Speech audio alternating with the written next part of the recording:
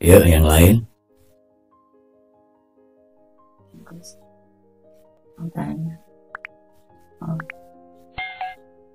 biar kita tidak pernah merasa kurang, juga ijazah doa untuk kita biar nggak merasa kurang.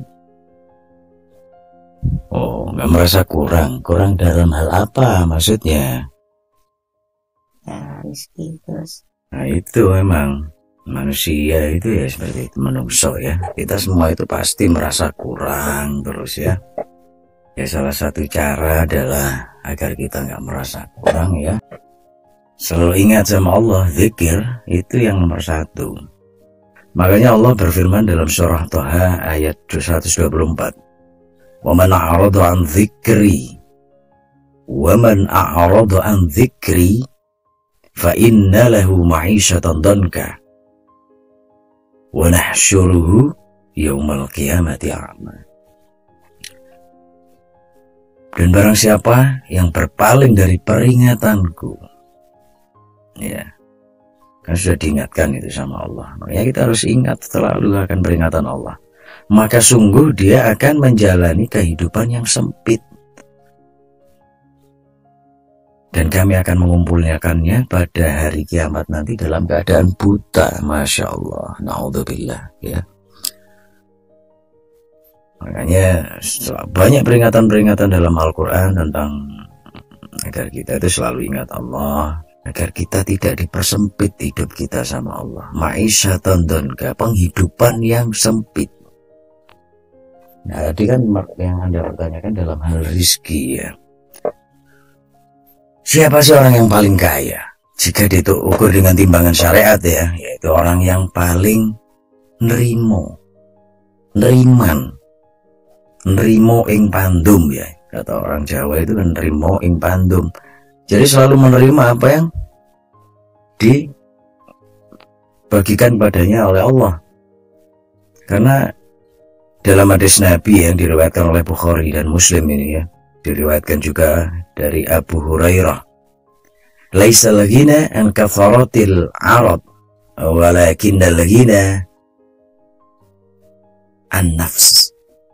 Kekayaan itu tidak diukur dengan banyaknya harta, namun kekayaan yang hakiki adalah kekayaan hati, an-nafs ya. Dan kaya hati dalam Islam itu sering diistilahkan dengan istilah qanaah, yang artinya adalah nerimo. Ya, neriman itu tadi, nerimo ing pandum, dan rela dengan berapapun yang diberikan oleh Allah. Berapapun rezeki yang dia dapatkan, dia tidak akan pernah mengeluh ya. Ya karena memang sebenarnya Allah menciptakan manusia ini adalah yang paling suka mengeluh ya, ngeluh.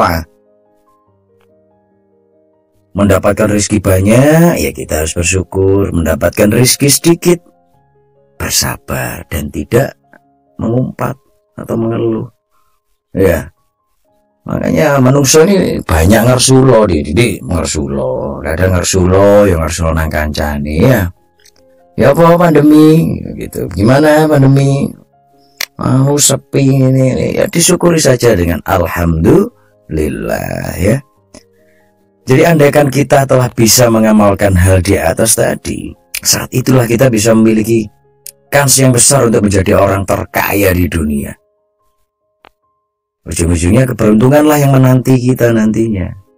Sebagaimana janji Rasulullah ya,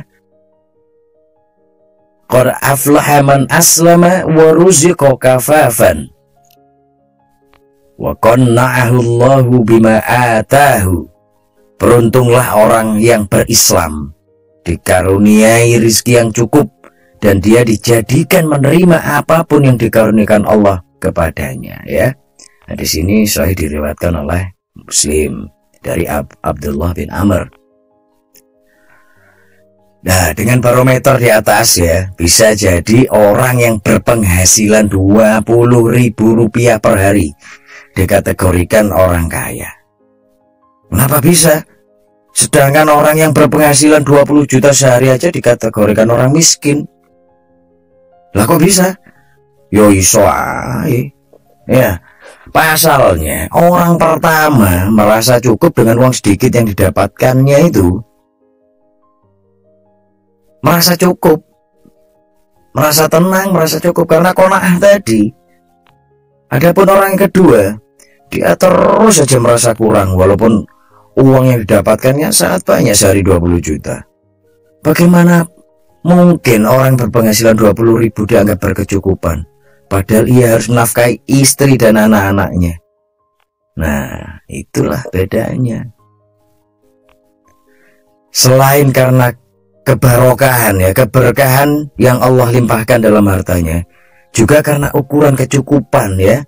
Nah, ini tadi yang ada tanyakan, bagaimana biar kita nggak merasa kurang, ya, nggak pernah merasa kurang, karena ukuran cukup dalam kacamata Rasulullah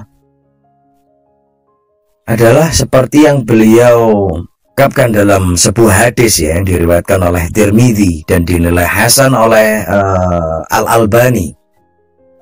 Man asbaha minkum aminan fi sirbihi mu'afan fi jasadihi indahu qutu yaumihi faka'annama hizat lahu dunya. Wow, istimewa memang Rasulullah ya. Barang siapa yang melewati harinya dengan perasaan aman di dalam rumahnya, sehat badannya, dan memiliki makanan untuk hari itu, maka seakan-akan ia telah memiliki dunia seisinya. Nah, itu loh ukurannya kaya menurut Rasulullah. Bukan kaya saja, tapi cukup. Jadi bagaimana cara kita mensyukuri nikmat itu dengan qanaah, selalu nerimo ing pandom, itu intinya. Bahkan Sayyidina Ali bin Abi Thalib ya pernah meminta ijazah. Ini tadi Anda meminta ijazah doa. Ya, ini sudah pernah diijazahkan oleh Rasulullah kepada Ali bin Abi Thalib ya, radhiyallahu anhu ya. Pernah diajarkan sebuah doa, andaikan dia itu memiliki utang emas sebesar gunung Sabir sekalipun, Allah pasti akan memudahkannya untuk melunasinya. Kemudian beliau membaca doa ini ya, yang diriwayatkan oleh Tirmidzi, dinilai sahih oleh Al-Albani. Allahumma gfini bihalalika an haramik waghnini fi fadlika amman siwaka. Ya Allah, berilah aku kecukupan dengan rezeki yang halal, sehingga aku tidak memerlukan yang haram. Waghnini, dan berilah aku kekayaan dengan karuniamu bifadlika amman siwaka, sehingga aku tidak memerlukan bantuan orang lain selain dirimu. Jadi kita gak akan butuh orang lain ya. Makanya tadi kita kembalikan di ayat awal ya, di surah Toha 124 tadi. Kita zikir terus ya, karena kita selalu di dalam redaksi Al-Quran kita selalu diingatkan oleh Allah untuk kita bersyukur, daripada nanti kita dibangunkan dalam keadaan buta ya. Dari surat Toha tadi 124 dijelaskan lagi dari surat Toha 131. Makanya kita itu jangan ojo ndelok dhuwur, jangan lihat ke atas saja ya, dari sisi kenikmatan dunia. Diingatkan kembali sama Allah di Toha ayat 131. Wala tamudanna 'ainaika ila ma matta'na bi azwajan minhum zahratal hayatid dunya. Dan janganlah engkau tujukan pandangan matamu kepada kenikmatan yang telah kami berikan kepada beberapa golongan orang dari mereka sebagai bunganya kehidupan dunia. Itu hanya kembangin dunia. Gimana filosofi bunga?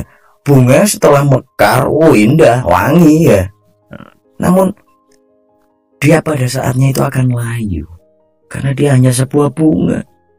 Linaftinahum fihi wa rizqu rabbika khairu wa abqa. Dan itu adalah hanya sebuah ujian. Linaftinahum, untuk mereka itu kami uji. Bagi sebagian mereka yang diberi kenikmatan yang lebih, itu adalah sebuah ujian. Kalau mereka bisa melewatinya, mereka insya Allah mendapatkan tempat yang lebih baik. Namun bila tidak, ya gimana? Adab untuk mereka. Wa rizqu rabbika khairu wa abqa. Karena Tuhanmu itu lebih baik dan lebih kekal sebenarnya. Karena apa? Zikir tadi. Dengan banyak peringatan, dengan merasa kita cukup, ya, qanaah. Ya itu. Paham? Nggih. Nah, yuk yang lain. Memandang tapi tak melihat apa mereka benar-benar